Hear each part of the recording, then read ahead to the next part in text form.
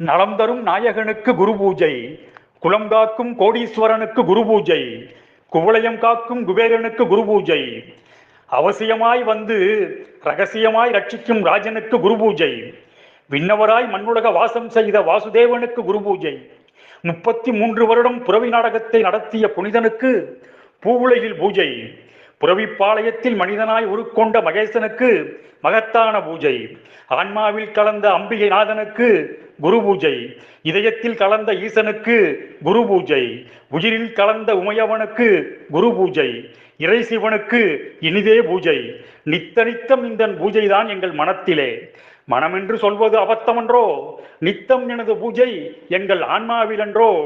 ஆனாலும் வைகுண்ட நாதனுக்கு வையகமறிய வலிய ஒரு பூஜை, பரமனுக்கு பாரறிய ஒரு பூஜை, தவமான தமிழகத்தில் புனித புரவிப்பாளையத்தில் புருஷோத்தமனுக்கு குரு பூஜை.